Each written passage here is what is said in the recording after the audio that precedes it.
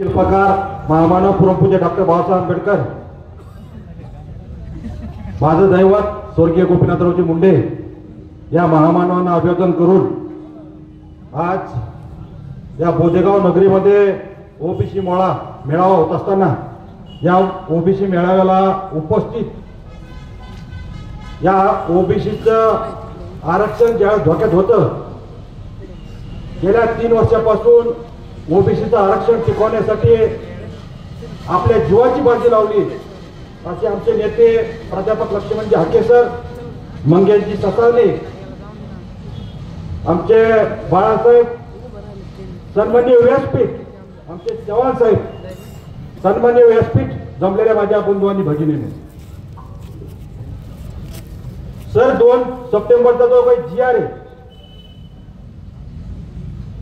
आज आपण जर पाहिलं ज्या अंतरवाली सराटीमध्ये उपोषण झालं, ज्याच्यासाठी झालं, त्या अंतरवाली सराटी खरा ओबीसीला पहिला धक्का जर लागला असेल तर त्या अंतरवाली सराटीत लागला. ओबीसीची हक्काची जागा केली तसं नसेल पोलीस भरतीमध्ये, आणि जी पोलीस भरतीची महिला झाली, पोलीस पाटील जी महिला झाली, त्या महिलेचा पती डॉक्टर, संभाजीनगरला मोठा दवाखाना. म्हणजे आणि एकीकडे या महाराष्ट्राचे मुख्यमंत्री सांगतात की आम्ही ओबीसीला धक्का लावणार नाही. माझं तर मत आहे ओबीसीला धक्का लावायचं सोडा, ओबीसीचं आरक्षणच शिल्लक राहिलं. मग या गावगाड्यात आपण अनेक समस्या पाहिल्या, ओबीसीवर अन्याय पाहिला, आणि आता बाळासाहेब आमच्या अंबड तालुक्यात ओबीसीला रोयलागड सर्कलची एक जिल्हा परिषदेची जागा सुटली. इथं आता 2-4 दिवसापूर्वी दिवाळीचा सणा मिळण्याचा कार्यक्रम झाला. आमच्या मार्केट कमिटीचे सभापती विद्यावंत सभापती तिथं त्यांनी तो कार्यक्रम ठेवला, आणि त्या कार्यक्रमाला देशाचे माजी मंत्री रावसाहेब पाटील दानवे आले होते, तर तो भाजपचा माणूस होता. आणि त्या दिवशी रावसाहेब पाटील दानवेंनी ती जागा ओपनला डिक्लेअर करून टाकली. मग आता कसा धक्का लागत नाही. मग मी त्याच्याने घडो बोलावला, जर तुम्ही आमच्या एका जागेवर तुमचा डोळा असेल तर घनसावंगी मतदारसंघाचा नांबड मतदारसंघात तालुक्यात ओपनच्या जागेवर ओबीसीचे सगळे उमेदवार आम्ही उभा करणार आहोत. आणि त्या घडोमुळे तर अशी चर्चा सुरू झाली की विद्यमान आमदाराला तिथं 2 बैठक घ्यावा लागल्या, किंवा खरंच बळीराम खटकेने जर असं केलं तर काय होईल. कारण मी म्हणलो जर तिथं आमचा उमेदवार नसेल तर कोणाला मतदान करत हा ओबीसी ठरवी. म्हणजे तुम्ही आमच्या हक्काच्या जागा सुद्धा तिथे घ्यायला लागला. येणाऱ्या स्वराज्य संस्थेच्या निवडणुका तुमच्या आमच्या डोळ्यासमोर आहे. तुमचं आरक्षण आमचा संपलेलं आहे. जो भाजप म्हणत होता, देवेंद्र फडणवीस म्हणत होते की ओबीसी आमचा DNA, ओबीसी फक्त मतापुरता त्यांचा DNA होता. आता त्यांचा DNA चेंज झालेला आहे. आता कुठला झाला हे माहित नाही. आणि सर माझ्या तालुक्यात ससाने साहेब आता एक दिवाळी दिवशीची घटना घडली. दिवाळी दिवशी गुंडोळी म्हणून गाव आहे पातरवाला खुर्द. त्या पातरवाला खुर्दमध्ये 2-4 महिन्यापासून झेंड्यावर वाद झाला. त्याच्यानंतर आता नवरात्र महोत्सव झाला सर. त्या नवरात्र महोत्सवामध्ये गावात एकच देवी बसवली होती, पण त्यामध्ये काय झालं, मराठा समाजाने मनोज जरांगेचं गाणं लावलं, आपल्या लोकांनी मुंडे साहेबांचं भुजबळ साहेबांचं गाणं लावलं. त्याच्यावर तो वाद सुरू झाला. तो वाद दिवाळीच्या दिवशी इतका भयानक झाला की आमच्या माता भगिनी स्वतःच्या अंगणामध्ये रांगोळी काढत असताना तिथे काही जातीवादी लोक गेले आणि त्यांनी फोटो काढायला सुरुवात केली. आमचे लोक तरी गावगाड्यामध्ये, तर आम्ही भांडणं द्यावं नाही. आम्ही गेलो, आमचे लोक त्यांना गेले, हातपाय पडले की बाबांनो तुम्ही आमच्या लेकीवाडी आमच्या अंगणात रांगोळी काढतात आणि तुम्ही येऊन फोटो का काढतात एवढं बोललं चाकूची वार झाली चाकूची. त्यामध्ये 2 दिवस कोणावर गुन्हा दाखल झाला साहेब बाळासाहेब. ज्या दिवशी ते लोक माझ्याकडे आले मला माहित झालं मी पोलीस प्रशासनाला माननीय SP साहेबांना बोललो जालन्याच्या, मी हाके सरांना बोललो, मी गोपीचंद पडळकर साहेबांना बोललो, मी विजय वडेट्टीवार साहेबांना बोललो, मी ओबीसीचे नेते माननीय छगनराव भुजबळ साहेबांना सुद्धा बोललो. या सगळ्यांनी SP साहेबांना फोन केला. त्या 307चा गुन्हा दाखल झाला. बरं त्याच्यात दुर्दैव असं आहे त्यांच्यावर 326 झाली. 307चा गुन्हा आपल्यावर दाखल झाला. पण आमच्या जिल्ह्यातले सगळे मराठा आमदार सगळ्यांनी SP ला प्रेशर आणलं. एवढ्यावरच राहिलं नाही सर, रोहित पवार सुद्धा फोन आला, मनोज जरांगेने तर केला. एवढ्यावर राहिलं नाही सर, या जिल्ह्याचे मंत्री पालकमंत्री राधाकृष्ण विखे पाटलांनी सुद्धा आमच्या PI ला SP ला फोन केला की 307चा गुन्हा दाखल करा. आज जामीन होत्या, आमच्या जामीन फेटाळल्या आणि 307चा गुन्हा दाखल करण्याची प्रोसेस त्यांची सध्या चालू. मग जर गावगाड्यामध्ये अशी दहशत असेल तर तुम्ही आम्ही जगायचं की नाही.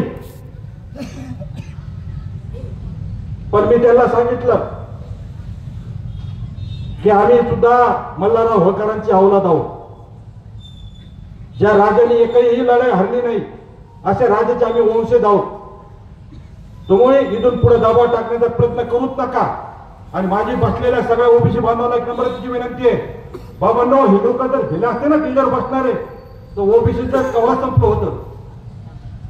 आणि ज्या सर्वांनी सराटीमध्ये 14 तारखेला पहिली सभा मनोज जरांगे पाटलांची पहिली सभा झाली. तिथं लोक भरपूर आले. तुम्हाला सांगतो त्या लोकांची सोय आम्ही केली हो. आंदोलन साईड आमच्यापासून 1 किलोमीटर. आमच्या लोकांचं ऊसाचं नुकसान झालं, आमच्या लोकांच्या मोसंबीचं नुकसान झालं, आमच्या ताटातल्या भाकरी सुद्धा आम्ही त्यांना खायला दिल्या होत्या लोकांना. आणि यांची 14 तारीख झाली की 16 तारखेला भूमिका चेंज झाली पाहिजे तर ओबीसीकडून पाहिजे. मग आम्ही निर्णय घेतला की आता आपण जर का बसलो तर येणाऱ्या पिढ्या आपल्याला शिवाय दिल्याशिवाय राहणार नाही. म्हणून आम्ही पहिलं आंदोलन जर पुढे केलं असेल तर वडीगोदरीत केलं. त्या वडीगोदरीच्या आंदोलनाला लक्ष्मण हाके सर आणि नवनाथ आबा वाघमारेला उपोषणाला बसवलं. इकडे उपोषणाला हे पक्षाचे माननीय मंगेश साहेबांनी पुण्यात बसले. याने ठिकाणी आंदोलन केल्यामुळं ओबीसीचा जो काही दबाव होता ओबीसीवर हा दबाव थोडाफार कमी झाला. नंतर आम्ही नाही हो चाललं, आमच्या मनात भीती, आमचं आंदोलन म्हणजे आमचं आरक्षण संपणार. आम्ही दुसरं आंदोलन सुद्धा वडीगोदरीत लक्ष्मण हाके सरांच्या मार्फत दुसरं उपोषण सुरू केलं. त्या उपोषणामध्ये खरं तर बाळासाहेबांचा माझा सर बोलण्याच्या अगोदर आमचा विषय झाला. आम्ही वडीगोदरीत भेटलो होतो की आता आपण एखादं आंदोलन मोठं उभं केलं पाहिजे, कारण आम्ही चळवळीतले लोक आहोत, आम्हाला शांत बसू वाटत नाही. आणि मग आम्ही त्या दुसरं आंदोलन उभा केलं वडीगोदरीला. त्या दुसऱ्या आंदोलनामध्ये खरं तर टार्गेट करण्याचं काम झालं. छत्रपती म्हणजे आपल्या मंडपात येऊन फोटो काढायचे, व्हायरल करायचे. आणि मग एक मोटरसायकल चालली होती, त्या मोटरसायकलला छत्रपती शिवाजी महाराजांचा झेंडा होता. खरं तर त्या झेंड्याला माझा हात सुद्धा लागला नाही, कारण छत्रपती शिवाजी महाराजाला मानणारे आम्ही लोक आहोत. छत्रपती शिवाजी महाराजांचं स्वराज्य निर्माण करण्याचं काम या 18 पगड जातीने केलं. त्या शिवाजी महाराजांचा झेंडा फाडलावून महाराष्ट्रात माझ्यावर आरोप झाले. बरं आरोप इतके भयानक झाले की हा जाती बळीराम खटके जातीवादी आहे, छत्रपती शिवाजी महाराजांचा झेंडा फाडला. त्याच्यानंतर काही त्यांच्या लोकांचे स्टेटमेंट आले, फेसबुक पोस्ट आल्या की बळीराम खटकेच्या घरी 200 गाड्या ताफा गेला, बळीराम खटके पळून गेला. मी लगेच ती पोस्ट पाहिल्यानंतर मी ऑनलाईन आलो आणि मी सुद्धा एक व्हिडिओ केला. ज्याच्यात दम असेल त्यांनी वडीगोदरीला जाऊन बळीराम खटक्याच्या अंगाला हात लावून दाखवा. म्हणजे तुम्ही आंदोलन करतात, तुम्हाला लोकशाही आहे, आम्हाला लोकशाहीमध्ये अधिकार नाही आंदोलन करायचे. आमच्या पुढच्या पिढ्या बरोबर होताना आम्हाला दिसतात. आम्ही आमचं आरक्षण वाचवण्यासाठी काम करतो म्हणून तुम्ही आमच्यावर आरोप करणार. मित्रांनो, आता जर आपण शांत बसलो तर नक्कीच येणाऱ्या पिढ्या तुम्हाला आम्हाला शिवे दिल्याशिवाय राहणार नाही. आणि ज्या घनसावंगी मतदारसंघात या आंदोलन ज्यांनी उभा करायचं काम केलं ते राजेश टोपे नावाचे माजी आमदार, त्यांना खरं तर माजी करण्याचं काम आपणच केलं, नाही तर ते आमचे असतात. मला माहित होतं बाळासाहेब मी निवडून येणार नाही, पण मी म्हणलो आपल्या लोकांना राग व्यक्त करायला जागा पाहिजे म्हणून मी घनसावंगी विधानसभेची निवडणूक लढलो. माझ्या पुढे तिन्ही कारखानदार होते, हिकमत उडान, राजेश टोपे, सगळे तिन्ही कारखानदार माझ्या पुढे उभे होते. पण मी हिंमत हारलो नाही. मी म्हणलो आपल्या लोकांना राग व्यक्त करायला कुठेतरी जागा भेटली पाहिजे. आणि आपल्या लोकांच्या मनात होतं की ओबीसीचं मतदान ओबीसीला. पण ज्या राजेश टोपेंनी घनसावंगी मतदारसंघात हे आंदोलन उभा करण्याचं काम केलं त्या राजेश टोपेच्या मतदारसंघात 23,000 ओबीसीने मला मतदान केलं आणि त्या राजेश टोपेला आपण घरी पाठवलं. आणि मी त्याच्यामुळेच म्हणलो मला हारल्याचं दुःख नाही, पण राजेश टोपे पाडल्याचा आनंद नक्कीच झाला. मला त्या पत्रकारांनी प्रश्न विचारला की तुम्हाला पडलं, तुम्ही निवडणुकीला पडलंय, तुम्ही फार दुःखी असाल. अरे निवडणुकीला माझी जिल्हा परिषदला उभा राहायची तयारी नव्हती, मी आमदारकी लढवली, त्याच्यामुळे मला पडल्याचं दुःख नाही, पण राजेश टोपेला पाडल्याचा आनंद नक्कीच झाला. आणि सर मी त्या दिवशी हिरो केला की मी जिथे जिथे ओपनच्या जागा आहेत तिथे तिथे मी माझ्या ओबीसीच्या माणसं उभा करणार. जर पक्षाने तिकीट केलं आणि ज्याची ओबीसीसाठी काहीतरी चळवळ असेल, ओबीसीसाठी योगदान असेल, तिथं आम्ही त्यांना पाठिंबा देऊ. त्याच्यानंतर सगळ्या पक्षांचे नेते मला फोन झाले तुमच्यासोबत बैठक टाकायची. मला आता बैठकीचा विषय संपला, आता एक तर आमची माणसं येतील नाही तर कोणाला तरी पाडतील.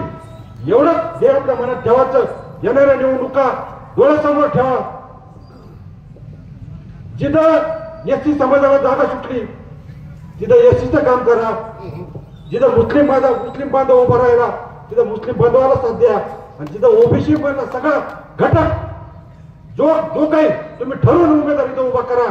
पण आता जर परत तुम्ही जर ओबीसीला डावलून त्या लोकांना मतदान करताल तर तुमचं आरक्षण तर संपलेलंच आहे, पण तुमचं राजकीय अस्तित्व सुद्धा धोक्यात आल्याशिवाय राहणार नाही. म्हणून माझी तुम्हाला विनंती आहे, ओबीसीचं मत ओबीसीला द्या, मुस्लिम बांधवाला सोबत घ्या, इथं एससी बांधवाला सोबत घ्या. आपण सगळेजण मिळून या पुढची लढाई ही आम्ही तर रस्त्यावरची लढतो, पण तुम्हाला जो काही मताचा अधिकार दिला त्या मतपेटीतून आपण राग व्यक्त करावा. आणि या देवेंद्र फडणवीसला येणाऱ्या निवडणुकीत ओबीसीची काय ताकद असते आपण सगळेजण दाखवून देताल ही तुमच्याकडे अपेक्षा व्यक्त करतो. थांबतो. जय हिंद, जय ओबीसी.